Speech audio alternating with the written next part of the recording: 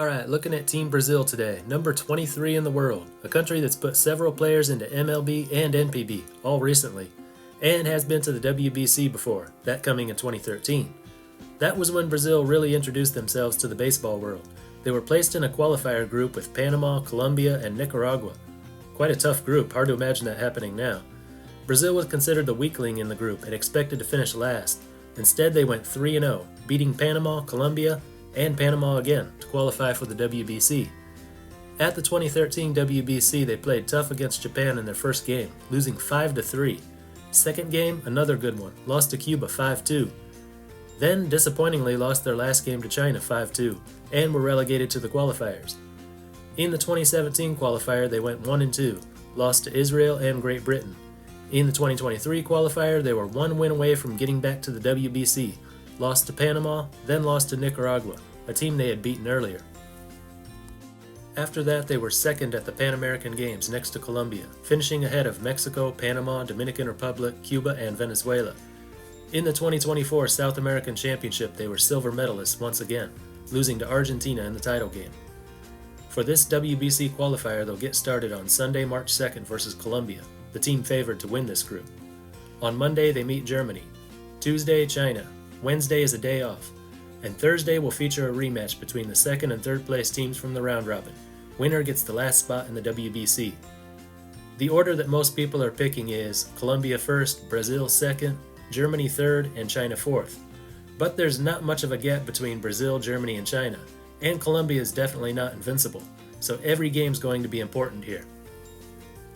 Brazil's baseball program has come a long way since they first qualified for the WBC 12 years ago. That was 1 year after their first ever Brazilian-born player debuted in MLB. Since then, 4 more have made their major league debuts. If they reach the big tournament, we could see some of them join Team Brazil, plus a few other big leaguers with Brazilian connections. But first they need to qualify, without any active or past MLB players. But you'll see as we go through the roster, lots of players from the MLB system, NPB, LMB, and independent leagues. Also a lot of players with national team experience. That's important. A 3 or 4 game international tournament is very different from a professional season of more than 100 games. So here we go, starting with the pitchers. Thiago da Silva, a 39-year-old, 10-year Mexican League veteran. Last year in the LMB, he threw 64 innings in 14 starts and 7 relief appearances. ERA 5.74, WHIP 148. Not a great season, but he's got the experience to lead this team on the mound. Pedro Lemos, a 21-year-old Mariners prospect, can also start. He played in low single A year ago. 89 innings in 11 starts and 20 relief appearances. 88 strikeouts, ERA 4.32, WHIP 148. After that, hard telling who the third starting pitcher will be. All the rest of their pitching staff are relievers. I'm sure one of them can start, but I don't know which one. Caio de Arrojo, 23, is in his second year at Alabama State University, after a good first year where he threw 41 innings in 21 games, with a 2.63 ERA and 107 WHIP. Murilo Gouveia, 36, pitched in the minors from 2007 to 2015, reaching AAA. Last appeared in the Italian and Nicaraguan leagues in 2022. Hugo Kanabushi, a 35-year-old lefty, pitched in NPB minors from 2012 to 2016. Joao Marostica, 20 years old, pitched in the 2022 Under-18 World Cup. Also appeared a couple times for the senior national team at the 2024 South American Championship. Oscar Nakaoshi, a 33-year-old lefty, pitched in NPB from 2016 to 2018, and in the Australian League the last 3 years. This past winter in the ABL, he threw 14 2/3 innings with 15 strikeouts, ERA 1.23, WHIP 150. At the 2022 WBC qualifier, he pitched a total of 5 scoreless innings, only 3 hits and 1 walk. Rafael Ohashi, a 22-year-old Blue Jays prospect, pitched in high single A last year, 23 games, ERA 4.10, WHIP 142. Eric Pardino, another Blue Jays prospect, 24 years old, split time between AA and AAA in 2024, 45 games, 55 innings, 66 strikeouts, ERA 3.25, WHIP 121. Good overall, but his numbers in AAA were pretty bad. AA numbers were outstanding. Enzo Sawayama, 21-year-old lefty, pitched in the 2023 WBC qualifier. 2 games, 4 innings, no runs allowed. Bo Takahashi, here's a good one. 28 years old, started 2021 in AAA, then moved over to the KBO. Last 3 years spent in NPB.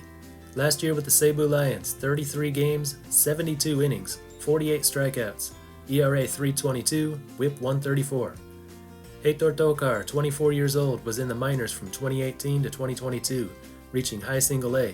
2024 was split between the LMB and the American Association. He struggled in the LMB, but in the American Association he had a 3.95 ERA and 1.54 WHIP in 13 2/3 innings. Hector Villarroel, a 29-year-old left-hander, pitched in the minors from 2012 to 2015. Never got past the rookie level though. In the 2023 WBC qualifier, he gave up no runs in 1 1/3 innings of relief.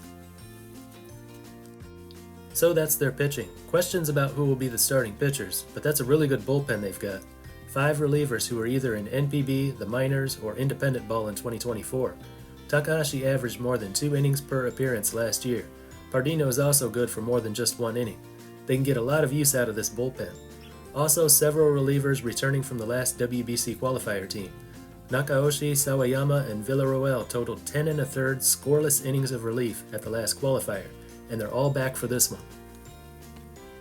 Catchers. Gabriel Carmo is a French League veteran. At the 2023 Pan American Games, he was the starting catcher for Brazil's silver medal team. Not good at the plate though, 1 out of 12 with a walk, but alright defensively, with 37 putouts.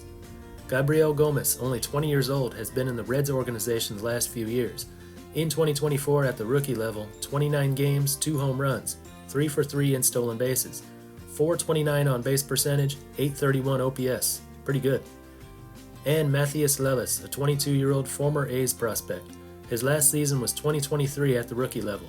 18 games, 463 OPS. In the infield, there's Osvaldo Carvalho, a 23-year-old left-handed batter.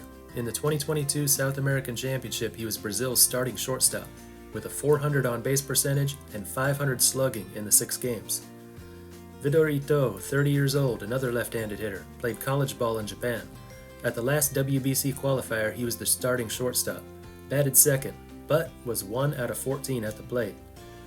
Felipe Mizukoshi, 30 years old, played at the 2022 South American Championship as Brazil's backup shortstop and second baseman. At the plate, he was 3 out of 9, with a walk, a steal, 3 runs, and 3 RBI. Tiago Nishiyama, I've got no information. Comment if you know anything about his background. Leonardo Reginato, 34 years old, a minor leaguer for 10 years, ending in 2018 in AAA. He's played the last 6 years in Venezuela, the last 4 in the LMB. In 2024 in Mexico, he hit 11 home runs in 80 games, with a line of 291, 374, 453, for an OPS of 827. He can play all the infield positions, but almost all games in the past year were played at first.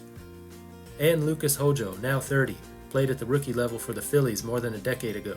He was the starting second baseman for Brazil at the last qualifier, but didn't hit well, going 2 out of 15. In the outfield, Dante Bichette Jr., now 32, played in the minors from 2011 to 2019, with a lot of that time spent in Double-A.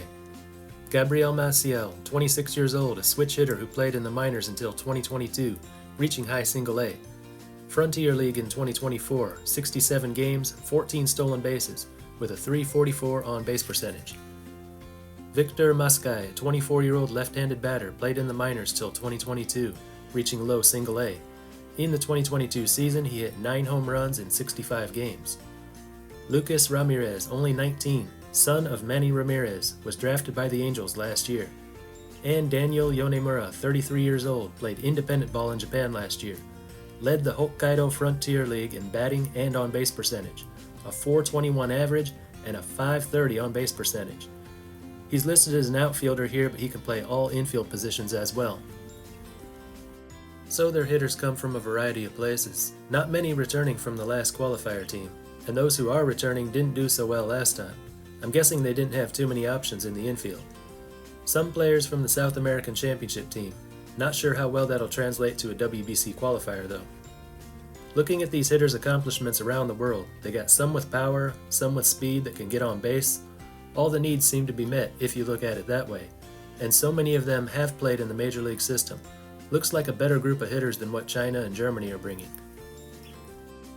As for pitching, Germany's got more certainty with the starting pitchers, but Brazil's got the better bullpen, and you may say the better overall pitching staff. I don't know if they've got any idea for a third starter or if they'll elect to have a bullpen game.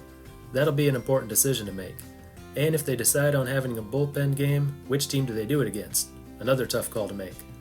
While they do have some good relievers, the deeper you go into the bullpen, the more concerning it gets.